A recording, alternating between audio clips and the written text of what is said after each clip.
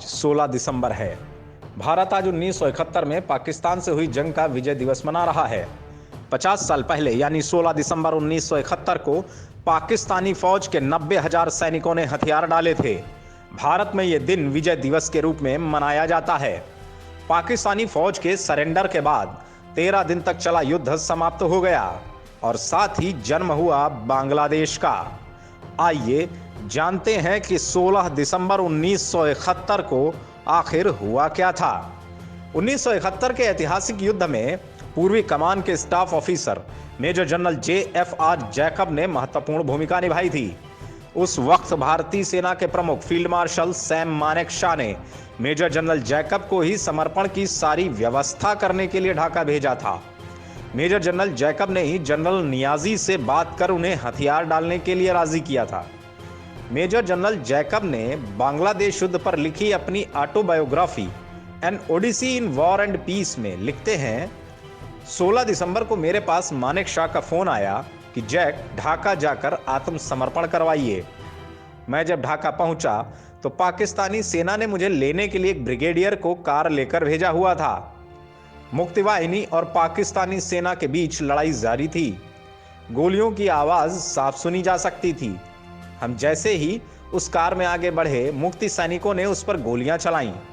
वह आगे लिखते हैं, मैं उन्हें दोष नहीं दूंगा क्योंकि वह कार पाकिस्तानी सेना की थी। मैं हाथ ऊपर उठाकर कार से नीचे कूद पड़ा।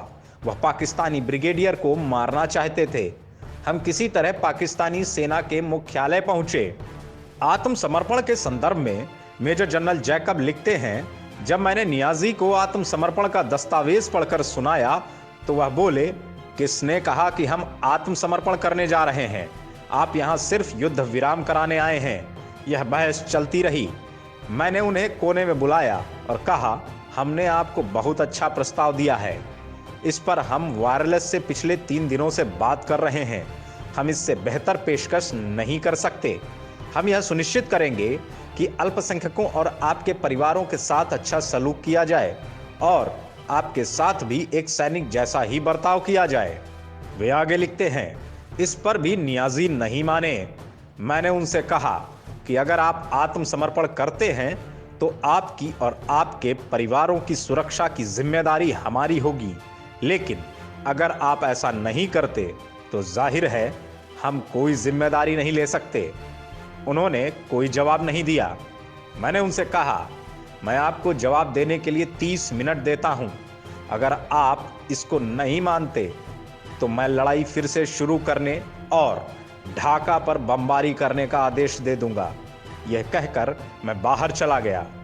मन ही मन मैंने सोचा कि यह मैंने क्या कर दिया है। मेजर जनरल जैकब के अनुसार उस वक्त उनके पास कुछ भी हाथ में नहीं था।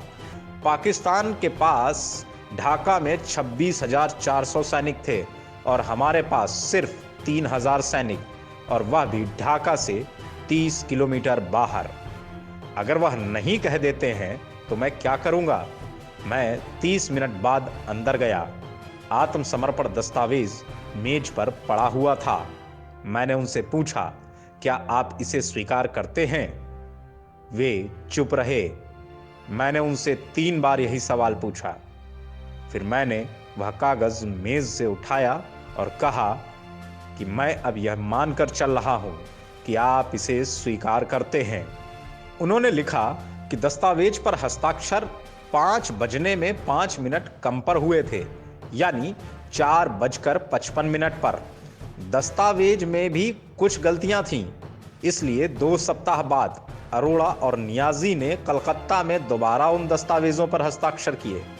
आत्मसमर्पण के समय नियाजी की हालत पर वे लिखते हैं, मैंने नियाजी से तलवार समर्पित करने के लिए कहा।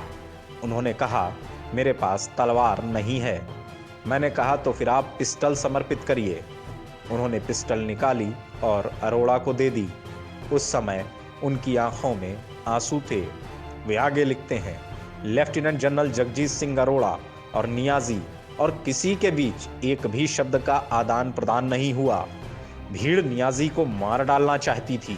वह उनकी तरफ बढ़े भी हमारे पास बहुत कम सैनिक थे, लेकिन फिर भी हमने उन्हें सेना की जीप पर बैठाया और सुरक्षित जगह पर ले गए।